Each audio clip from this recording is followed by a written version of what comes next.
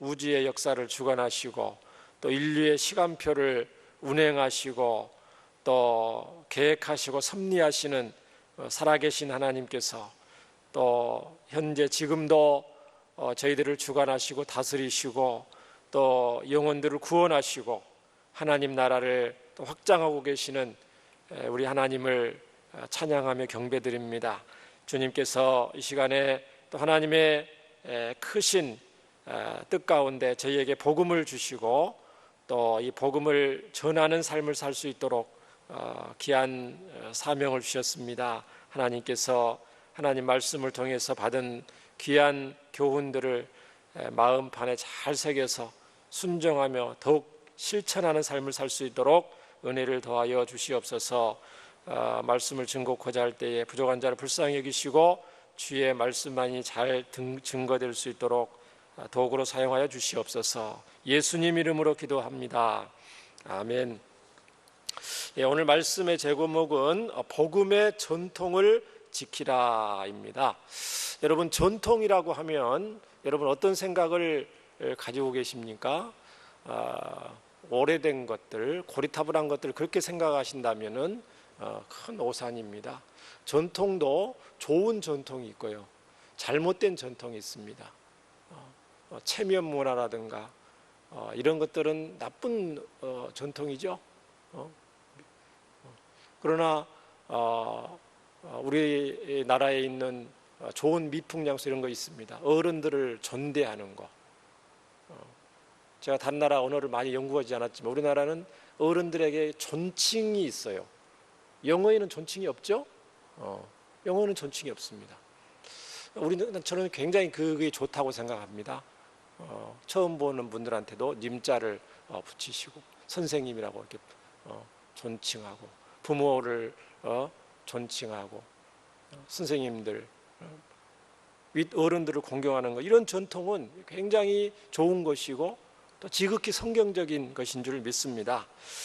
이 복음의 전통을 지키라 말씀을 오늘 말씀의 근거에서 제목으로 삼았는데요. 오늘 데살로니가 후서는 데살로니가 성도들에게 쓴 두 번째 편지입니다.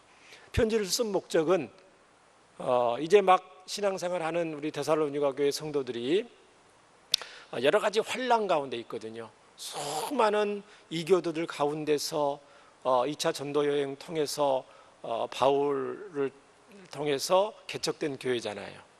얼마나 어려움이 많겠어요. 어려움에 처한 우리 성도들을 위로하고 격려하고 응원하기 위해서 또 이 편지를 썼고, 또 두 번째는 예수님이 재림하신다는 그 내용에 대해서 데살로니가 성도들 중에서 오해를 하는 성도들이 있어요. 오늘 데살로니가 후서 2장 2절에 보면 이렇게 기록이 되어 있습니다. 영으로나 또는 말로나 또는 우리에게서 받았다 하는 편지로나, 데살로니가 전서를 말하는 거죠. 그 편지를 통해서로나 주의 날이 이르렀다고 해서 쉽게 마음이 흔들리거나 두려워하거나 하지 말아야 한다는 것이라. 이 주의 재림에 대한 오해가 있어서 그 데살로니가 성도들은 많이 놀라고 당황하는 성도들이 있었다는 것입니다. 또 이것을 이용해서 불법을 행하는 거짓 선지자들이 출현하기도 하고요. 그래서 초신자 입장에서는 굉장히 헷갈려하죠. 예수님이 곧 오신다고 하면 어떤 반응을 보이겠습니까? 어떤 사람들은 예수님이 곧 오시는데 우리가 이렇게 열심히 일할 필요가 뭐가 있느냐, 곧 오시는데. 그러니까 일도 안 하고 또 게으른 성도들도 있고요. 또 어떤 성도는 예수님 오신다니까 그걸 준비한다고 해서 하던 모든 걸 정리하고 재산을 전부 처분을 해서 준비한다든가 그런 어떤 일들이 있겠죠. 자, 이런 가운데서 오늘 15절 말씀을 우리 함께 읽었으면 좋겠습니다. 15절 말씀 우리 함께 읽겠습니다. 시작. 그러므로 형제들아, 굳건하게 서서 말로나 우리의 편지로 가르침을 받은 전통을 지키라. 이런 가운데 우리 데살로니가 교회 성도들이 굳건하게 서야 된다. 말로나 바울 사도가 말로 데살로니가 교회에 개척을 하면서 복음을 전하면서 복음을 전했잖아요. 말로도 복음을 전하고 편지로도 예수님의 복음을 전했습니다. 가르침을 받은 전통을 지키라 그랬습니다.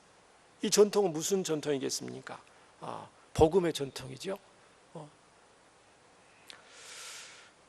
데살로니가전서 후서 3장 6절, 여러분 옆에 성경에 있을 겁니다. 3장 6절을 보면은 계속해서 이런 내용이 있습니다. 형제들아, 우리 주 예수 그리스도 이름으로 너희를 명하노니, 명령을 하는 거예요. 개인적으로 명령하는 게 아니고 예수님의 권위를 가지고 성도들한테 사도는 명령을 할 수가 있습니다. 명하노니 게으르게 행하고 우리에게서 받은 전통대로 행하지 아니하는 모든 형제에게서 떠나라. 굉장히 엄격한 메시지죠. 바울 사도를 통해서 받은 전통대로 행하지 않은 사람들, 그래서 게으르게 행하고 일도 안 하고 하나님이 기뻐하신 대로 살지도 않고 그런 사람들에게서 떠나라고 이렇게 엄하게 명령하는 것을 볼 수가 있습니다. 왜 이렇게 떠나라고 엄하게 명령을 합니까? 고린도전서 15장 2절에 비슷한 말씀을 한 적이 있습니다. 너희가 만일 내가 전한 그 말을 굳게 지키고, 바울이 전한 말이죠. 그 말을 굳게 지키고 헛되이 믿지 아니하였으면 그로 말미암아 구원을 받으리라. 바울이 전한 말이 구원과 직결된다는 거예요. 바울이 전한 말을 듣지 않으면 구원에서 떨어질 수가 있다는 거예요. 바울이 훌륭해서 그럴까요? 아니죠. 바울이 자기 얘기를 하는 게 아니고 예수님께 받은 말을 그대로 스피커 역할을 하는 거죠. 그렇기 때문에 바울을 통해서 하는 말은 바울의 말이 아니고 예수님이 직접 하신 말씀입니다. 그렇기 때문에 바울이 전한 예수님의 말에서 멀어지게 되면 구원에서 떨어지게 되는 거죠. 저와 여러분도 마찬가지입니다. 자, 데살로니가 교회 성도들, 또 고린도 교회 성도들, 초대교회 많은 성도들이 직접 예수님을 통해서 들은 것이 아닙니다. 직접 예수님을 통해서 들은 사람들은 예수님의 12제자들, 12 사도가 됐죠. 사도들과 또 예수님 살아생전에 듣는 사람도 있었지만 고린도 교회라든가 데살로니가 교회라든가 빌립보 교회라든가 이런 교회들은 전부 바울 사도를 통해서 또 다른 사도들을 통해서 한 다리 건너서 듣게 되죠. 예수님 복음을. 그런데 그 복음이 예수님이 전한 복음과 동일한 효력과 권위가 있다는 것입니다. 그러면 저와 여러분은 복음을 이렇게 듣습니다. 여러분 언제 예수님을 구주로 영접하고 하나님 백성이 됐는지 모르지만 몇 달이 건너서 여러분은 지금 예수님을 믿는 것이죠. 여러분이 직접 예수님의 육성의 음성을 듣고 복음을 전해 듣고 하나님의 백성이 되었습니까? 아니죠. 데살로니가 교회 성도들만 하더라도 벌써 한 달이 거쳐서 예수님 말씀을 듣는 거잖아요. 그럼 저와 여러분은 한 달에, 두 달에, 세 달에, 네 달이 신약이 2000년이니까 엄청난 다리를 거쳐서 지금 저와 여러분이 복음을 전해 듣고 성경을 이해하고 있다는 것을 우리는 알 수가 있습니다.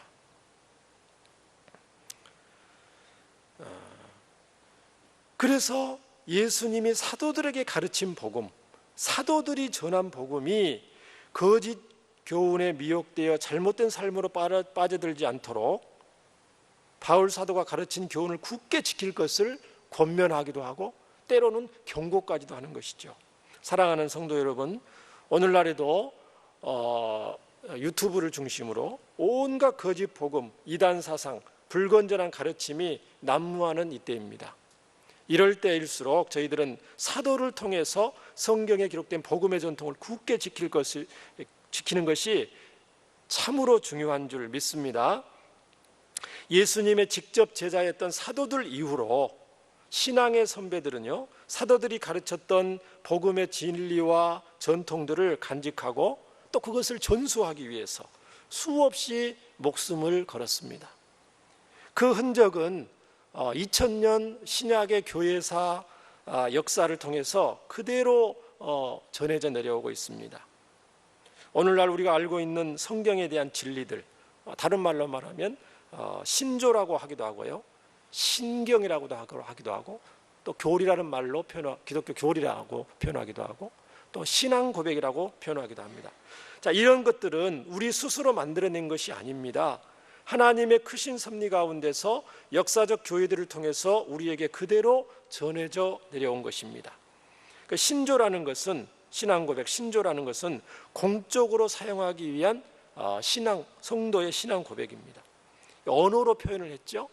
언어로 표현해서 거기에 권위를 부여해서 구원을 위해서는 꼭 알아야 될 것들, 꼭 고백해야 될 것들을 언어로 표현해서, 문장으로 표현해서 건전한 교회를 유지하기 위해서 필수적인 신앙의 내용을 담고 있는, 그것을 우리가 신조, 또 교리, 신경이라고 표현을 합니다. 물론 성경의 권위 아래에 있습니다. 모든 그러한 것들은, 문서들은 성경의 권위 아래에 있죠. 최초의 신앙의 고백은 어디에 있습니까? 마태복음 16장 16절, 너희는 나를 누구라 하느냐 예수님 물으셨을 때 베드로가 주는 그리스도시요 살아계신 하나님의 아들이시니이다. 이 신앙 고백이죠. 하나님은 어떤 학자는 그렇게 말을 하더라고요. 하나님은 인류에게, 또 하나님의 백성들에게 하나님의 기록된 하나님의 말씀인 성경을 주셨다. 하나님은 우리에게 성경을 주시고 성경을 받은 하나님의 백성은 반드시 반응을 하게 되어 있습니다. 그것이 바로 신앙 고백입니다. 역사적으로 수많은 믿음의 선배들이 하나님의 말씀을 받고 복음을 전해 듣고 거기에 대해서 가부간의 반응을 보였어요. 신앙의 선배들이니까 당연히 거기에 성경적인 신앙 고백을 했죠. 예수님에 대해서, 하나님에 대해서, 성령 하나님에 대해서, 교회에 대해서, 그런 고백들이 역사적 자료들로 나와 있는 것입니다. 오늘은 그 내용에 대해서 짧지만 살펴보기를 원합니다. 신약 성경이 완성된 이후로 2021년 중간에 우리 신앙의 선배들이 어떻게 이 성경을 접하고 복음을 전하고 반응을 보였는가에 대한 역사적인 자료를 중심으로 해서 살펴봄으로써 복음의 전통을 지키는 저와 여러분, 굳건히 지키는 저 여러분 되기를 다시 한번 살펴보기를 원합니다. 먼저 PPT를 보시면 간략하게 이렇게 나와 있습니다. 초대교회의 신경들이라고 그랬습니다. 초대교회는 교회사적으로 예수님 이제 AD 500년까지를 초대교회라고 그래요. 보통 분류를 할 때 초대교회 AD 500년까지를, 지금 2021년이잖아요. 500년까지. 자, 500년 동안에는 사도신경, 니케아 신경, 아타나시우스 신경, 칼게돈 신경, 이 네 신경이 있었습니다. 자, 그 뒤로 중세시대가 진행이 되고요. 그 다음에 넘겨주시면 종교개혁이 일어나게 됩니다. 로마 카톨릭에서 성경으로 돌아가자 종교개혁이 일어나게 되는데, 종교개혁이 일어나서 수많은 믿음의 선배들이 이제 신앙 고백을 또 만들어내게 되는데, 1530년에 아우그스부르크 신앙고백서, 그 다음에 스위스 신앙고백서, 스코틀랜드 신앙고백서, 그 다음에 벨기에에서는 벨직 신앙고백서, 그 다음에 하이델베르그 교리문답, 도르트 신경, 웨스트민스터 신앙고백서라는 이러한 신앙고백의 문서들을 우리 신앙의 선배들이 만들어낸 것입니다. 그 뒤로 이 장로교가 이 한국에 들어오죠. 미국의 선교사님들을 통해서. 그래서 한국에 장로교가 들어온 다음에 우리 신앙의 선배들은 12신조를 1907년에 만들었습니다. 그래서 신앙 고백을 했죠. 그래서 이 토마스 브룩스라는 이 신학자는 뭐라고 말했냐면은 신조는 교회의 영혼이다, 그렇게 표현했어요. 그러니까 신조가 없는 교회는 없다는 거예요. 그러니까 신앙의 고백이 없는 교회는 없어요. 당연한 말씀이죠. 바요나 시모나 복이 있도다. 너이 베드로의 신앙 고백 위에 교회를 세운다고 그러셨잖아요. 그 신앙 고백 위에 세워진 게 교회입니다. 그렇기 때문에 교회는, 하나님이 세우신 피로값주 사신 교회에는 반드시 신앙 고백이 담겨져 있습니다. 먼저 초대교회 신경들 중에서 사도신경이 있습니다. 사도신경은 2세기부터 이게 이제 문서로 이게 발견이 됩니다. 오늘날 사도신경, 우리가 예배 때마다 드리는 사도신경은 처음부터 이렇게 딱 완성된 문장으로 있는 것이 아니고요. 부분적으로 있는데, 이 사도신경이 왜 이게 처음에 있냐면은 복음을 전했어요. 복음을 전하면 불신자가 예수님 믿고 이제 세례를 받아야 되잖아요. 그럼 세례식을 할 때 최소한의 불신자가 하나님의 자녀가 된다는 어떤 신앙의 고백이 필요하잖아요. 그것을 확인하는 과정에 이 필요한 것이 이 사도신경의 이 내용입니다. 마태복음 16장 16절, 마태복음 28장 19절을 근거로 해서 신앙의 고백, 최소한의 신앙 고백을 해야 하나님의 자녀로 인정될 수 있다. 그 다음에 수많은 초대교회에 이단들이 많았어요. 그러니까 이단들에게 대항하기 위해서 바른 성도의 고백 기도문으로 이 사도신경이 사용됐다는 내용이 있습니다. 예를 들면 이단들이 어떻게 예를 들면 초대교회 이단들 중 이런 이단들이 있어요. 예수님이 십자가에 피 흘려 돌아가셨는데 인류를 구원하기 위해서 그 십자가에 돌아가신 예수님은 진짜 육신의 몸을 입고 있는 사람이 아니고 환영에 불과하다. 환상, 유령과 같은 어떤 도깨비 같은 그것에 불과하다. 그런 얼토당토한 얘기를 하는 이단들이 있어요. 여기에 반박하기 위해서 예수님은 정말 육신의 모습으로 이 땅에 오셨고 고난받는 하나님의 종이었다. 그 내용을 이 사도신경 내용에 포함을 시킨 겁니다. 그래서 여러분 사도신경을 보면 나는 전능하신 아버지 하나님 천지의 창조주를 믿습니다. 성부 하나님에 대해서 한 줄로 나와 있죠. 근데 성자 예수님에 대해서는 나는 그의 유일하신 아들 우리 주 예수 그리스도를 믿습니다. 그는 성령으로 잉태되어 동정녀 마리아에게서 나시고 본디오 빌라도에게 고난을 받아 십자가에 못 박혀 죽으시고, 예수님이 죽으심만 하더라도 굉장히 많은 분량을 할애해요.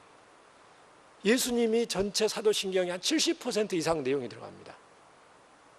그 중에서도 예수님의 육신의 인간의 몸으로 입고 오신 예수님에 대해서 동정녀 탄생, 본디오 빌라도 역사적 인물을 들어서 고난을 받으셨다, 십자가에 못 박혀 죽으셨다, 장사되셨다, 이게 전부 다 예수님이 실제로 하나님이신 예수님이 인간의 몸을 입고 오신 분이라는 것을 신앙 고백으로 남기기 위해서 이 짧은 사도신경 안에 많은 내용을 담고 있는 것입니다. 사도신경은 너무나 중요하기 때문에 이 사도신경을 자세히 보면 삼위일체 하나님에 대해서 정확하게 나와 있고요, 예수님에 대해서 많은 분량을 할애했다는 것은 그만큼 예수님이 성경의 주인공이라는 것이죠. 신구약 성경의 주인공이라는 것을 말씀하고 있고, 너무나 명료하고 직관적이어서 기독교의 핵심의 신앙의 고백으로 가장 오랫동안 사용되어 왔습니다.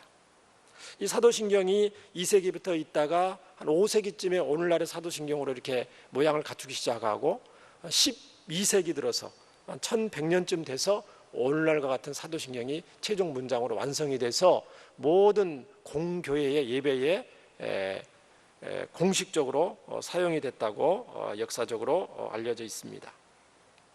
그 뒤로 이 사도신경이 가장 중요한 사도신경이고요, 신앙고백이고, 그 다음에 니케아 신경이 325년에 있습니다. 이 니케아 신경은, 니케아라는 것은 터키 북서부의 도시 이름이거든요. 그러니까 니케아에서 회의가 있었어요. 우리 믿음의 선배들이 회의를 했는데, 왜 회의를 했냐면 중요한 회의를 했습니다. 그것은 당시에 예수님에 대해서 여러 논란이 있었어요. 예수님이 어떤 분인가에 대해서. 예를 들면 이것이죠. 예수님이 정말 하나님이시라면은 하나님인데 어떻게 사람이 될 수가 있을까? 어떻게 하나님인데 사람이 될 수가 있다는 것인가? 그러면 예수님이 하나님이신 예수님이 사람이 되셨다면은 그 예수님의 신성은 아버지 하나님의 신성과 성령 하나님의 신성과 같다는 것인가?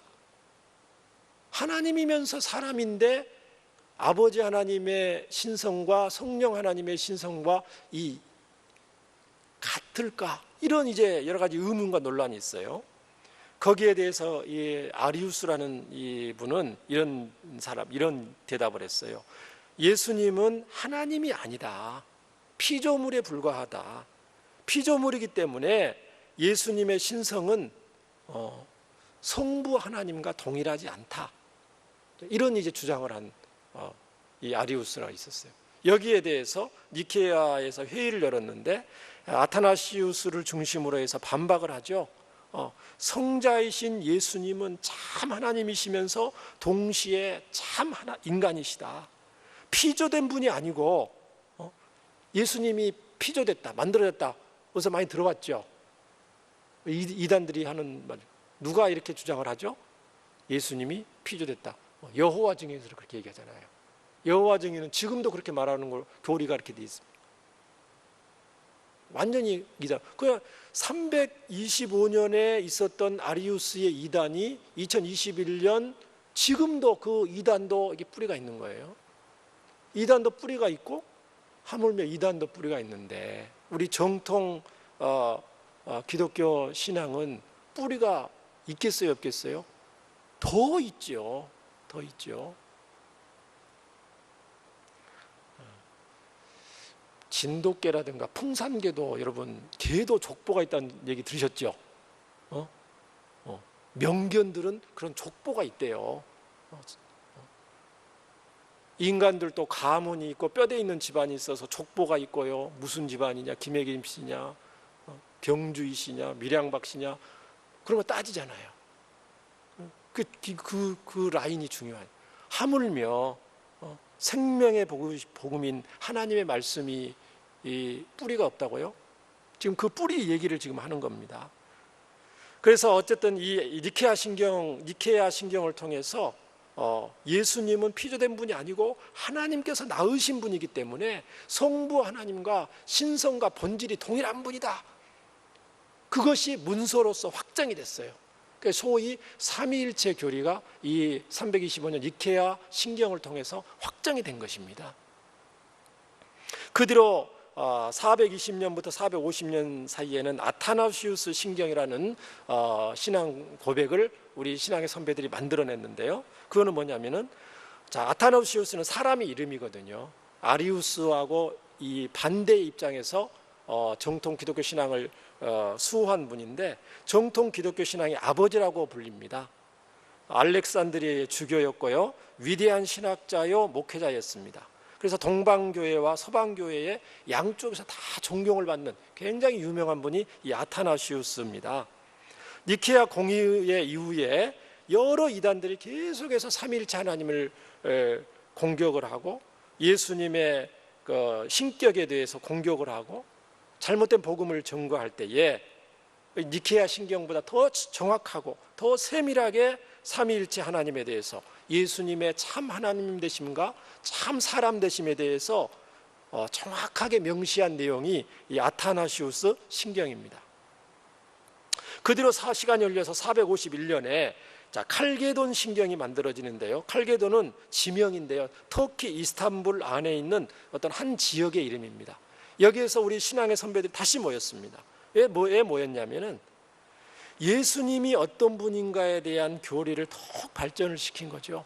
그러니까 무슨 성경에 나와 있는 내용을 토대로 해서 정말 예수님이 어떤 분인가에 대해서 더 정확하고 더 분명하게 문서로서 만들어낸 것이죠.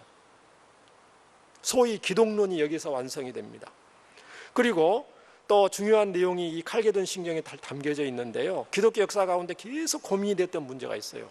하나님이 주신 이 성경 말씀을 어떻게 해석해야 되는가? 어떻게 성경을 해석해야 바르게 성경하는 것인가? 어떤 사람들은 자기가 기도를 많이 하고 신령하다고 해서 이 성경 구절에 대해서 이렇게 얘기하고 저 사람은 또 금식에서 하나님으로부터 영감을 받았다고 이렇게 해석하고 다 다 이 말씀을 해석하는 내용이 다른데 이것에 대해서 어떻게 통일된 지침을 우리가 하나님께로 받을 수가 있을까 해서 이 칼게돈에서 모여서 기도하면서 회의를 했겠죠. 그러면서 내린 결론이 그겁니다. 성경을 해석할 때는 어떤 유명하고 훌륭한 사람이 해석하는 것을 따를 것이 아니고 복음의 전통을 계승을 해야 된다. 사도들로부터 받았던 복음이 계승이 되는데 교회를 통해서 계승이 되는데 또 교부들에 의해서 전달되고 해석되고 또 만들어진 신조를 따라서 성경을 해석해야 된다. 이렇게 결론을 내린 게 이 칼게돈 신경입니다. 여기에 대해서 칼빈은 이렇게 말한 적이 있습니다. 하나님은 성경을 이해하는 은혜를 하나님의 자녀들을 위해서만 보존하셨다. 무슨 말이냐면은 아무리 아무리 세상 박사를 수십 개 수백 개 가진다 할지라도 성경을 그 세상 지식으로는 다 해석할 수 없다는 거예요. 제대로 알 수 없다는 거예요. 누구만 알 수 있다는 거예요? 거듭난 하나님의 자녀들만, 구원받은 하나님의 자녀들만 이 성경의 말씀을 제대로 이해하고 알 수가 있다는 거예요. 정말 맞는 말이죠. 그러니까 성경 해석은 교회 안에서 복음의 전통 가운데서 해석할 때 바르게 할 수 있다라고 결론을 내린 게 이 칼게돈 회의에서 있었던 것입니다. 자, 그 뒤로 종교개혁 이후로 신앙고백 예를 만들어지게 되는데요. 아우구스부르크 신앙고백서가 1530년에 만들어지게 되는데 아우구스부르크는 독일 남부의 도시 이름입니다. 도시 이름이니까 좀 생소하죠. 독일어니까. 아우구스부르크에서 우리 신앙의 선배들이 모여서 신앙고백서를 만들어내요. 그것은 1517년에 여러분 잘 알던 마르틴 루터가 사제였고 대학 교수였잖아요.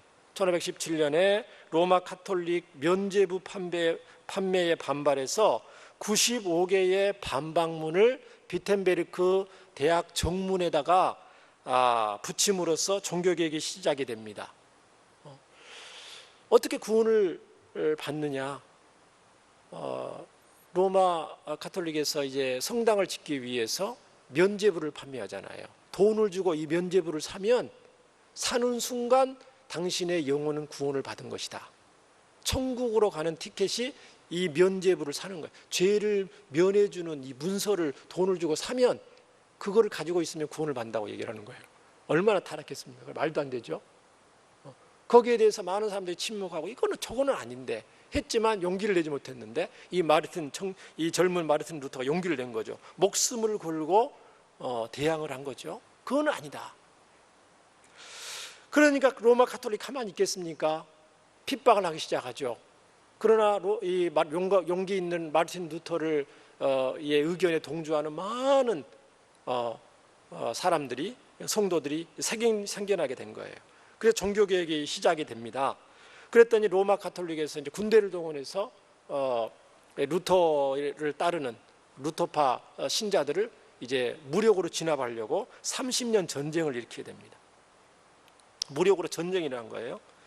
그래서 이제 전쟁이 일어나서 로마 카톨릭이 이제 루터의 모든 루터파에 따르는 사람들을 이제 제압을 하려고 했는데 때마침 남쪽에서 터키 이슬람 세력이 유럽으로 침공을 해오는 거예요. 그럼 어떻게 되겠어요? 로마 카톨릭이 어쩔 수 없이 이슬람 세력이 침공해 오니까 우리 그러지 말고 일시적으로라도 화해를 하자 해서 평화조약을 맺게 됩니다. 로마 카톨릭과 루터파 교회가 평화조약을 맺게 되는데 평화조약을 맺으면서 그럼 우리 공통의 신앙고백을 만들자 해서 만들어진 게 독일의 아우구스부르크의 신앙고백을 만들어냅니다. 여기에서는 어떤 내용이 들어가 있냐면은 기존의 초대교회 신경들의 내용을 그대로 이 문서에 담고요. 거기에 특별하게 이신칭의 구원론이 담기게 됩니다. 구원은 오직 믿음으로 받는다. 그 내용이 여기에 이제 이 문서에 담기는 거예요. 6번째 조항에 이런 내용이 있습니다. 구원은 선행이 아니라 믿음으로 칭의를 받는다고 명시해서 로마 가톨릭의 구원론을 비판하는 내용이 담겨져 있습니다. 굉장한 문서죠. 선행이 아니고 믿음으로 구원받는다. 근데 오직이란 말은 못 넣었어요. 왜? 이제 이 가톨릭이 너무 반발을 하니까 믿음으로 구원받는다. 이거를 명시했다는 것은 굉장한 의미가 있는 거죠. 자, 그대로 시간이 흘려서 이제 루터의 종교개혁 이후로 수많은 종교개혁자들이 일어나게 되는데 그 중에 대표적인 한 사람이 존 칼빈입니다. 존 칼빈은 존 칼빈 스위스 신앙고백서 1536년, 1566년인데요. 스위스는 가장 위대한 종교개혁자였던 존 칼빈이 사역했던 곳이죠. 칼빈을 비롯한 하인리, 불링거, 유드, 그리아누스 여러 개혁자들이 루터파 교회와 통일된 신앙고백서를 만들자 해서 만들어진 게 스위스 신앙고백서입니다. 이 특징은 뭐냐면은 하나님의 말씀인 성경은 머리로 막 한다고 해서 해석되는 게 아니고 알 수 있는 게 아니고 성령 하나님의 내적 조명을 통해서 성경의 내용을, 성경 말씀을 제대로 알 수 있다. 성경은 성령 하나님의 주 저자시기 때문에 저자의 영감을 받아야만 하나님 말씀을 제대로 알 수 있다. 그 내용이 문서로 담겨져 있습니다. 그리고 교회는 어떤 곳인가, 예수님이 말씀하신 교회는 어떤 곳인가에 대한 내용이 정확히 들어가서 교회론에 대해서 정확하게 나와 있죠. 자, 그대로 또 시간이 흘렀습니다. 자, 장로교가 이제 시작이 되는데요. 1560년에 존 낙스라는 사람이 스코틀랜드에 살고 있었는데요. 자, 이 사람이 종교개혁자들 영향을 받는데 은혜를 많이 받아요. 유럽 전 지역에 이제 종교개혁의 물결이 이제 퍼지게 되는 거예요. 존 낙스라는 사람이 스코틀랜드에 살고 있는데, 이분이 그 당시 왕이 메리 여왕이 이제 등극을 하는데 굉장히 가톨릭 독실한 신자예요. 메리 여왕이. 그러니까 이 종교개혁자들을 핍박을 하는 거예요. 이 존 낙스가 피난을 가게 됩니다. 대륙으로 바다를 건너서. 그래서 어디 스위스 제네바에 피난 생활을 하다가 거기에서 칼빈 목사님을 만나는 거예요. 존 칼빈 목사님을 종교개혁하는 그 칼빈 목사님을 만나서 거기에 영향을 받고, 내가 스코틀랜드로 돌아가서 스코틀랜드를 제네바를 모델로 삼아서 스코틀랜드의 종교개혁을 일으켜야 되겠다. 마음에 하나님의 비전을 가지고 이제 귀국을 하기 전에 그런 기도를 합니다. 유명한 기도죠. 오 하나님, 나에게 스코틀랜드를 주시든지 아니면 죽음을 주시옵소서. 하나님이 그 기도를 받으시고 존 낙스를 통해서 이제 많은 이 동조하는 여러 목사님들 세워서 스코틀랜드 신앙 고백서를 만들게 되죠. 그 장로교가 이제 세워지게 됩니다. 이 스코틀랜드 신앙 고백서의 내용에 보면은 이 칼빈을 통해서 일어난 이 종교개혁, 이 개혁파 교회인데 이 신앙을 실제 삶에 어떻게 적용할 것인가, 그런 내용이 많이 담겨져 있고요. 교회의 권위보다도 성경의 권위를 우선하는 내용이 담겨져 있습니다. 교회의 권위, 로마 가톨릭은 교회의 권위가 성경의 권위보다 위입니다. 성경 해석도 다 교회에서 하는 걸 해요. 그런데 교회의 권위도 정말 중요하지만 교회의 권위다는 그래도 성경의 권위가 우위에 있다. 오직 성경이다. 오직 성경이라는 구호가 여기서 담겨지게 된 겁니다. 오직 성경이다. 자, 그대로 또 시간이 흘러서 이 종교개혁의 물결이 유럽 각국으로 퍼져나가게 되는데요. 자, 벨기에에서 벨직 신앙고백서가 나오게 됩니다. 1561년에 여기에 이 벨기에 네덜란드 지역에 이 종교개혁 물결이 퍼질 때에 귀도 드 브레라는 유명한 목사님이 한 분이 계십니다. 이분을 통해서 벨직 신앙고백서가 만들어지게 되는데, 이 내용에는 이 목적이 뭐냐면은 이 종교개혁이 사람의 머리로 만들어진 게 아니고 하나님 말씀의 근거에서 이 개혁교회의 신앙이 지금 세워진 거다. 이거를 이제 입증하기 위해서 문서를 만들었다고 그래요. 그런데 이 벨직 신앙고백서를 만들고 나서 귀도 드 브레 목사님은 이 신앙고백서를 만든 것 때문에 순교를 당하시게 됩니다. 목숨을 걸고 우리 신앙의 선배들은 성경을 받은 그 신앙 고백, 사도들의 신앙 고백을 목숨을 걸고 한 것이죠.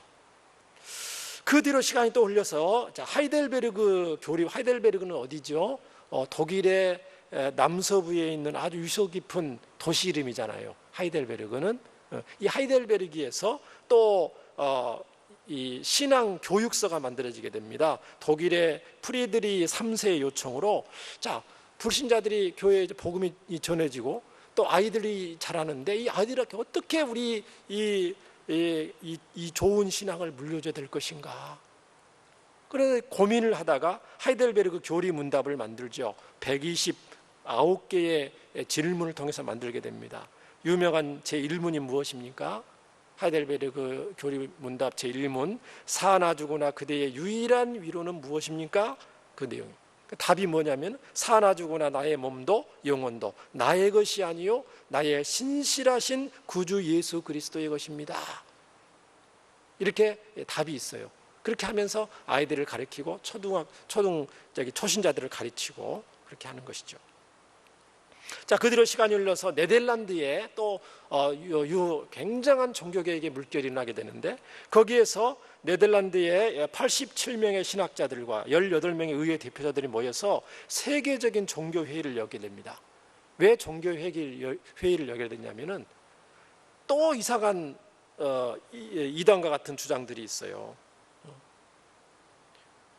예를 들면 하나님이 모든 것을 섭리하시고 예정하시고 계획하셨는데 그럼 하나님의 섭리 안에 죄도 예정이 되어 있는가? 그러면 하나님은 선하신 하나님분이 아니지 않는가? 이런 이제 질문들이죠. 하나님의 주권하에 이 죄까지 포함이 들어가 있다면은 하나님이 죄를 이거를 허용하시는, 이 조장하시는 분이 아닌가라는 그런 의문들이, 신학적인 의문들과 질문들이 있었죠. 거기에 대해서 성경적인 답변을 내놓기 위해서 이 도르트에서 모인 것이죠. 거기에서 개혁파의 5개 교리가 완성이 되어서 영국과 스위스와 프랑스 많은 개혁 교회들의 전폭적인 지지를 받게 되어서 도르트 신경이 만들어지게 됩니다. 이 5대 교리가 유명한, 여기서 나오죠. 전적 타락. 인간은 하나님 앞에서 전적 타락했다. 부분 타락이 아니고 전적인 타락이 있다는 거죠. 그 다음에 무조건적인 선택이죠. 조건을 보고 하나님 우리를 선택하신 것이 아니고 무조건적인 선택이다. 또 제한된 속죄, 또 불가항력적인 은혜, 성도의 견인이라는 또 개혁파의 5개의 교리가 여기에서 완성이 됩니다. 그 뒤로 시간이 흘러서 1647년에 영국 런던의 웨스트민스터 지역 또 웨스트민스터 사원에서 총회를 열게 됩니다. 131명의 가장 유명한 목사님들과 신학자들, 또 20명의 하원 의원들과 10명의 군주들, 151명이 5년 6개월 동안 회의를 해요. 신앙 고백서를 만들어내기 위해서 회의를 하면서 1163번 회의를 거쳐서 만들어진 게 그 유명한 웨스트민스터 신앙 고백서죠. 이 웨스트민스터 신앙 고백서 너무나 유명하기 때문에 모든 장로교 헌법 서문에 명시되어 있을 정도로 기독교 신앙의 모든 핵심을 다 담고 있는 귀한 문서가 되었습니다. 그래서 우리 장로교 헌법, 우리 교단의 헌법에도, 모든 장로교 헌법에는 이렇게 들어가 있습니다. 1번, 신구약 성경은 정확무한 하나님의 말씀으로 신앙의 유일한 법칙이다. 성경만이 정확무한 하나님의 말씀으로 신앙의 유일한 법칙이다. 성경을 최고로 올렸죠. 1번, 오직 성경이다.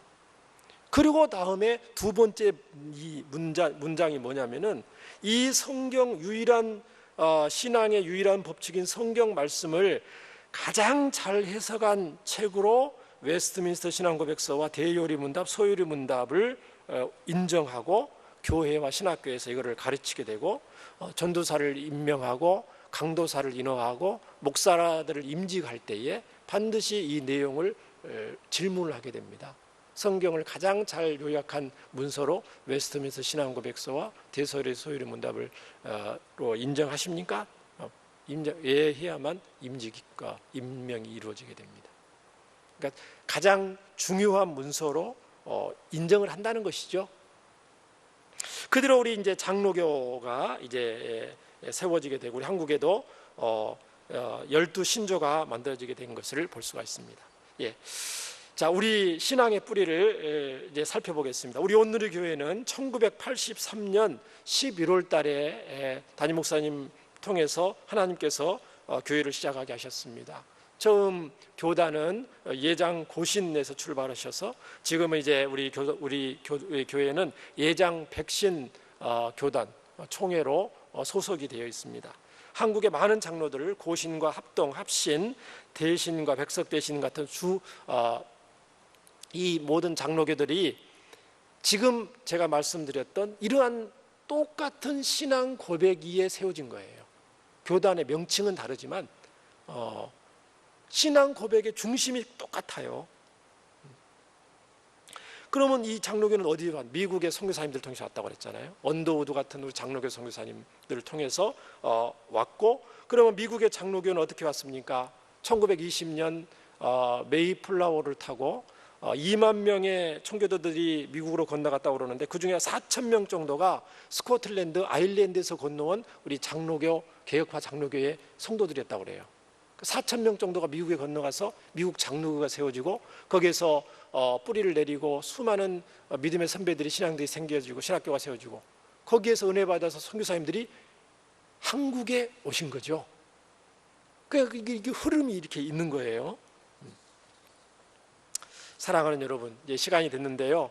오늘 본문 15절에 그러므로 형제들아 굳건하게 서서 말로나 우리의 편지로 가르침을 받은 전통을 지키라는 말씀을 2000년 신약의 교회사 가운데 가장 철저히 지킨 신앙의 선진들 중에서 존 칼빈 목사님의 신앙 고백을 짧게 살펴봄으로써 설교를 마무리하고자 합니다.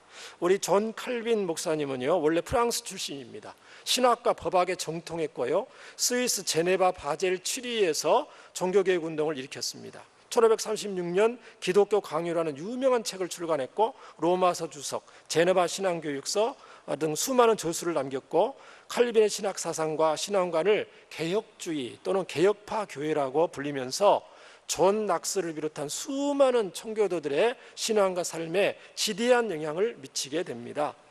자, 이 칼빈은요 1564년 만 54세의 일기로 생을 마감했는데, 자, 말년 48세부터 49세쯤에 고열로 신음하다가 폐병이 악화되는 바람에 요로결석과 치질, 요로결석이 뭔지 알죠?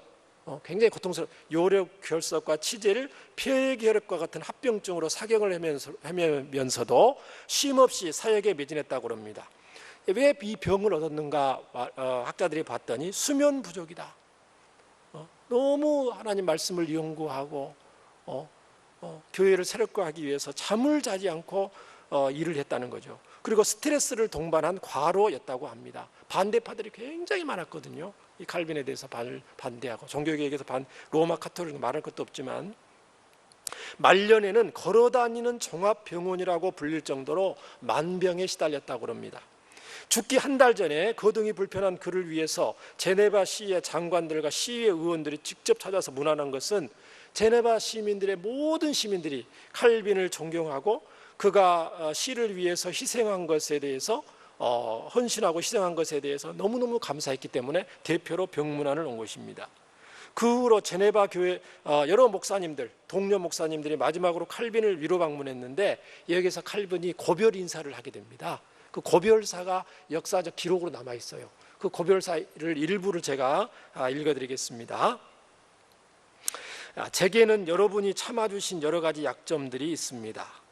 비록 저의 대적들이 이것을 공격의 빌미로 삼겠지만 제가 한 일들은 모두 무익한 것이고 그래서 제 자신이 참으로 불쌍한 피조물에 불과하다는 것을 인정합니다. 하지만 제가 선을 도모했다는 것만은 말씀드릴 수가 있습니다. 제 자신의 잘못에 대해서 항상 통탄스럽게 생각했지만 하나님께 대한 경외심만큼은 제 마음속 깊이 뿌리를 내렸습니다. 저의 잘못을 용서해 주시기를 간청합니다. 또한 제게 약간의 선이라도 있다면 여러분이 그것을 계속 실천해 주시기를 간청합니다. 중략입니다. 하나님의 영광이 항상 제 삶의 목적이었습니다. 여러분이 배자를 저의 후임으로 선출했습니다. 막중한 책임으로 무게를 견디지 못해 깔려버리는 일이 없도록 그를 잘 돕고 협력해야 합니다. 여러분이 서약한 대로 좋은 때든 나쁜 때든 우리는 모두 교회와 도시를 섬겨야 합니다. 또한 여러분 사이에 말다툼이나 남에게 상처 주는 말들을 난무하지 않도록 주의해야 합니다. 이런 실수를 범하지 않도록 주의하여 서로 사이좋게 우정과 진실을 나누어야 합니다. 잊어버린 것이 하나 있습니다. 자, 이 마지막 부분은 굉장히 중요하기 때문에 PPT를 제가 부탁을 드렸습니다. 칼빈의 마지막 고별서입니다.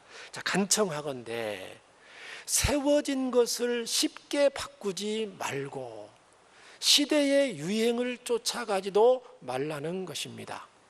물론 대중들은 새로운 것을 좋아합니다만, 자, 이게 무슨 말이냐면요, 세워진 것을 쉽게 바꾸지 말고 사도들의 복음의 전통, 순교의 교회사를 통해서 목숨을 걸고 사도들의 복음을 받아들여서 목숨을 걸고 신앙 고백을 하면서 지켜왔던 이 복음의 전통을 말하는 거죠. 이것을 쉽게 바꾸지 말라는 거죠. 오늘 말씀과 같이 바울 사도를 통해서 말로 듣고 편지로 했던 것을, 가르침을, 전통을 굳게 지켜라 했던 그 말씀과 같은 맥락이죠. 이 세워진 것을 사도들을 통해서 목숨을 걸고 지켜왔던 이 신앙 고백 위에 세워진 이 교회의 이 귀한 유산들을 쉽게 바꾸지 말고 유행을 따라가지 말라는 것입니다. 마지막으로 저는 그리스도를 위해 살고 죽을 수 있는 것만으로 만족합니다. 그리스도는 자신을 따르는 모든 사람들에게 살든지 죽든지 항상 유익을 주시는 분이기 때문입니다. 고별사를 마치고 얼마 있다가 하나님의 부르심을 받았습니다. 칼빈은요, 묘도 없어요. 묘비도 세우지 말라고 그랬어요. 왜냐하면 묘비가 세우면 너무나 유명하기 때문에 후손들이 와서 거기에 또 잘했다고 찾아오고 막 하나님께만 오직 영광을 이 모토거든요. 이 칼빈이 모든 영광을 하나님께 돌려야 되는데 그 무덤에 사람들이 찾아와서 뭐 하고 그러면 안 되잖아요. 그러니까 무덤이 어디 있는지도 모른다고 그럽니다. 사랑하는 여러분, 우리 온누리 교회도 이 역사적 사도적 복음의 전통 위에 굳게 서 있는 줄 믿습니다. 그래서 저는 우리 교회가 매우 자랑스럽습니다. 담임 목사님께서 어려운 용어, 아까 말했던 니케아, 칼게돈, 아우구스부르 이런 용어, 신앙고백서 이런 용어를 쓰시진 않지만은 목사님께서 사도들의 복음, 역사적 신앙 고백의 기초에서 예수님 복음을 쉽고 분명하게 전하시는 것이 늘 감사하고 또 존경스럽습니다. 저와 여러분도 정말 이 사도들을 통해서 내려온 참 우리 교회가 뿌리가 있는 교회다, 정통교회라는 자부심을 가지고 이 내려온 이 신앙의 전통을 굳게 붙잡아야 될 줄 믿습니다. 저를 포함한 우리 모두는 사도들로부터 내려온 복음의 전통을 어떤 상황 속에서도 흔들림 없이 굳게 지키고 나아가 후대들에게 이것을 제대로 전수함으로써 하나님의 거룩한 구속사에게 온전히 더욱 귀하게 쓰임받을 수 있기를 예수님 이름으로 축원합니다. 우리 함께 기도하겠습니다.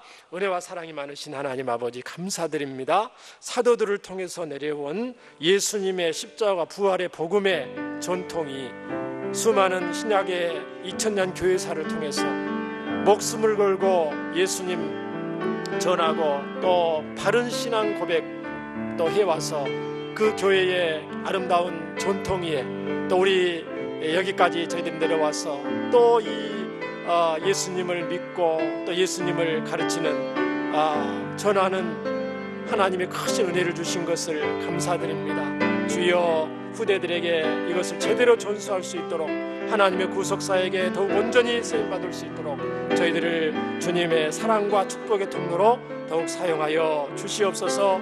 주의 몸된 교회를 더욱히 사용하실 줄 믿습니다. 예수님 이름으로 감사하며 기도드립니다. 아멘.